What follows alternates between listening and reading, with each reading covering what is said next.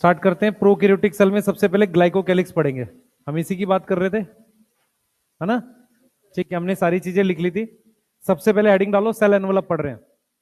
ठीक है, सही? हाँ भाई, स्टार्ट कर रहे हैं।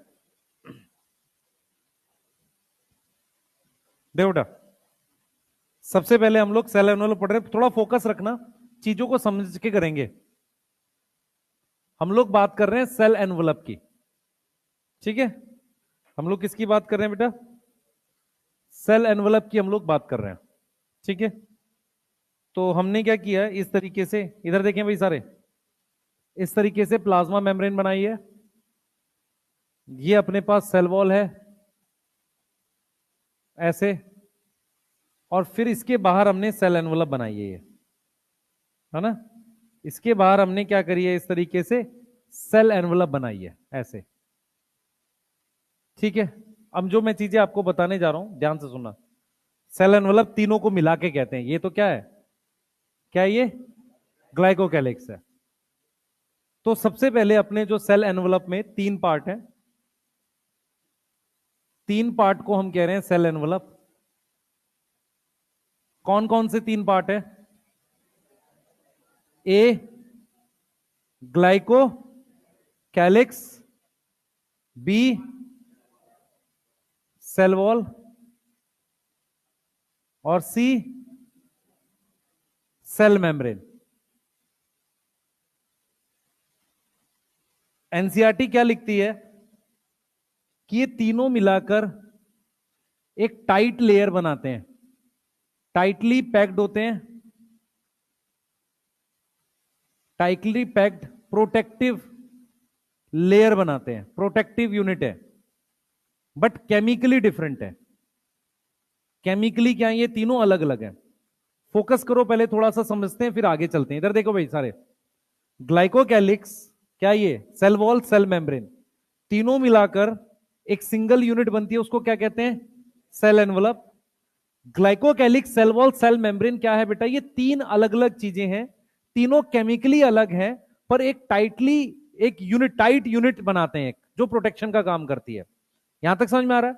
ठीक है, अब सुनना, मैं जो आगे बताऊंगा। हमारे पास सबसे पहले ग्लाइकोकैलिक्स है आउटर। आपको समझना है यहां पर ग्लाइकोकैलिक्स वर्ड का क्या मतलब है। ग्लाइको का मतलब यहां पर है कार्बोहाइड्रेट। ग्लाइको का मतलब क्या है यहां पर? Carbohydrate, yes. और कैलिक्स का मतलब है आउटर। क्या है? Outer layer. उसको अपने क्या बोल रहे हैं? कैलिक्स। क्या बोल रहे हैं? कैलिक्स। तो ग्लाइको का मतलब कार्बोहाइड्रेट और कैलिक्स का मतलब आउटर लेयर। क्लियर है? जल्दी बताओ। ठीक है, तो ग्लाइको का मतलब कार्बोहाइड्रेट, कैलिक्स का मतलब आउटर। ठीक है, आउटर मतलब जैसे होता है ना कैलिक्स कोरोला, उस तरीके से। अब सुनना ध्यान से, ग्लाइकोकैलिक्स किसकी बनी हुई है? Made up of carbohydrate. किसकी बनी हुई है? कार्बोहाइड्रेट की, यस। ठीक है, और ये दो टाइप की होती है। एक होती है स्लाइम लेयर। कैसी होती है? Slime layer. फोकस करना थोड़ा सा। एक होती है स्लाइम लेयर। मेरी बात सुनो ध्यान से। आप में से कितने लोगों को यह पता है कि अगर कोई प्लांट पानी में होता है तो वो थोड़ा सा चिपचिपा होता है, अगर पानी के अंदर होता है? ठीक है, कोई भी ऑर्गेनिज्म पानी के अंदर रहता है, उसकी सतह थोड़ी सी चिपचिपी होती है, सही है? ऐसे ही जो मेरे पास ये है बैक्टीरिया है, इसकी जो ग्लाइकोकैलिक्स है, अगर वो लूज है तो थोड़ी सी चिपचिपी होगी, स्लाइमी। तो ये अगर स्लाइम लेयर क्या है बेटा, ये मेरे पास बैक्टीरिया का सेल है, इसके बाहर ये मेरे पास थोड़ी सी चिपचिपी सी है, ऐसी, इस तरीके से लूज है और स्लाइमी है ना? कैसी है स्लाइम लेयर? लूज और स्लाइमी है। कैसी है? लूज और स्लाइमी है, यस। ठीक है, यस, ठीक है। और ये चिपक जाती है, थोड़ा सा कैसा होता है? स्टिकी। स्टिकी मतलब चिपक जाती है। दूसरा मेरे पास क्या होता है? कैप्सूल। कैसा होता है? कैप्सूल। अब देखो, कैप्सूल वर्ड का मतलब होता है कवर। हार्ड कवर को हम क्या बोलते हैं? कैप्सूल बोलते हैं। तो यहां पर जो ग्लाइकोकैलिक्स है, यहां जो ग्लाइकोकैलिक्स है, वो थोड़ी सी मोटी होगी और हार्ड होगी। थोड़ी सी मोटी होगी और क्या होगी? हार्ड होगी। तो इसको अपने लिख सकते हैं, कैप्सूल कैसा है? थिक है, थिक है और साथ में क्या है, टफ है। ठीक है, और क्या है साथ में, टफ है। ठीक है, अब मैं आपको एक एग्जांपल बताने जा रहा हूं ऐसे बैक्टीरिया का जिसमें कैप्सूल होता है तुम्हारे सिलेबस में। उसका नाम है हमारे पास, उसका नाम है, याद करो, स्ट्रेप्टोकोकस या निमोनोकोकस। कहां पढ़ा था हमने, याद है, मॉलिक्यूलर में, यस, ग्रिफिथ के एक्सपेरिमेंट में, यस। उसकी दो स्ट्रेन होती थी, एक एस स्ट्रेन और दूसरी आर स्ट्रेन। जो एस स्ट्रेन थी उसको क्या बोलते थे, स्मूथ। आर स्ट्रेन को क्या बोलते थे, रफ। यस, आर को क्या बोलते थे, रफ। एस को क्या बोलते थे, स्मूथ। कोई डाउट है, बोलो। ठीक है, अब मेरी बात सुनो। स्मूथ किसकी वजह से होती थी, ड्यू टू कैप्सूल। किसकी वजह से, कैप्सूल की वजह से। मतलब क्या होता था, एक बाहर एक लेयर होती थी जो जो क्या थी, कैप्सूल थी। तो एस का मतलब स्मूथ। स्मूथ क्यों थी, क्योंकि कैप्सूल था। किसका कैप्सूल था, सुनो, मॉलिक्यूलर बेसिस ऑफ इनहेरिटेंस में उसको उसने नाम दिया म्यूकस का कोट। म्यूकस एक तरह का कार्बोहाइड्रेट होता है, और यहां पर हम ग्लाइकोकाइलेक्स को भी क्या लिख रहे हैं, कार्बोहाइड्रेट लिख रहे हैं। तो वहां जो म्यूकस का कोट लिख रहा है ना, वो कैप्सूल की ही बात कर रहा है। तो कैप्सूल किसका बना है, कार्बोहाइड्रेट का। किसका बना है, कार्बोहाइड्रेट का। यस, ठीक है, तो फिर रिपीट कर रहे हैं। सारे नहीं, कुछ बैक्टीरिया के बाहरी सतह पर एक मोटी हार्ड लेयर होती है या सॉफ्ट लेयर होती है। ठीक है, उसको अपने ग्लाइकोकैलिक्स कहते हैं। अगर वो लूज होगी, स्लाइमी होगी, तो क्या होगी, स्लाइम लेयर। टफ होगी तो कैप्सूल होगी। इतनी बात याद रख सकते हैं, बोलो, यहां तक याद रख सकते हैं। क्या हम थोड़ा फास्ट पढ़ रहे हैं या सही है, सही है। किसी को तेज लग रहा हो, यार बोल सकते हो। सही चल रहा है, कुछ पूछ रहा है, ठीक चल रहा है, ठीक है ना, बना लो।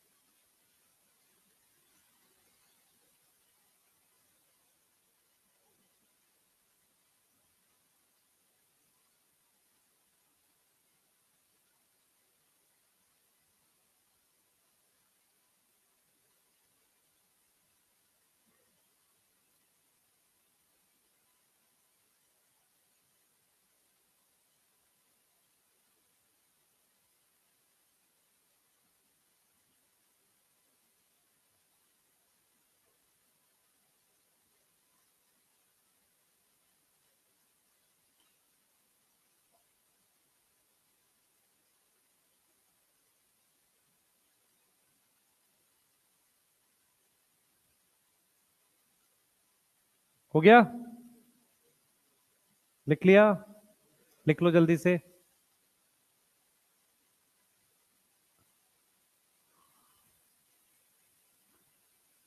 किसी को ऐसा तो नहीं लगता जेनेटिक्स पहले पढ़ा देनी चाहिए, नहीं, वो गलत अप्रोच है। होता क्या है, जेनेटिक्स मेन चैप्टर्स में आता तो है, लेकिन ऐसा नहीं ना पूरा पेपर जेनेटिक्स से आता है ना। ठीक है, हम अगर ऐसा बोलें कि ये इंपॉर्टेंट है तो क्या कोई पार्ट छोड़ सकते हैं, नहीं। तो एक सीक्वेंस में ही पढ़ना चाहिए, ताकि हम अलग अलग तरह की टेस्ट सीरीज अटेम्प्ट कर सकें। अगर हम खिचड़ी बना देंगे सिलेबस की, कुछ आगे कुछ पीछे, तो आप टेस्ट नहीं दे पाओगे। समझ पा रहे हो, तो एक सीक्वेंस फॉलो करना है।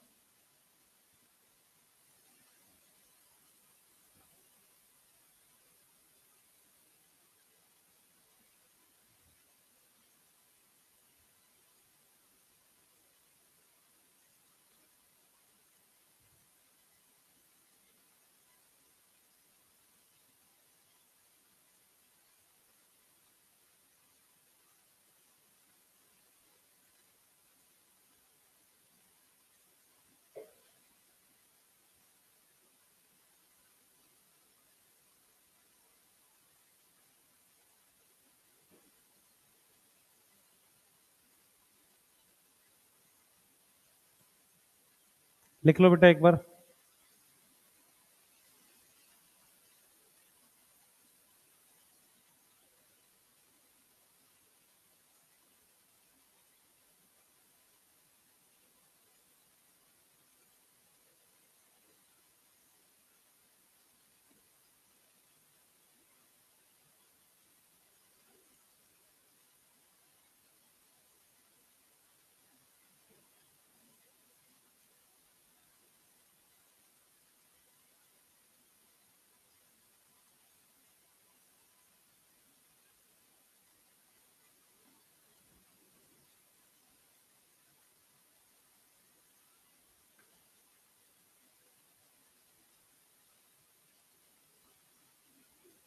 लिख लिया?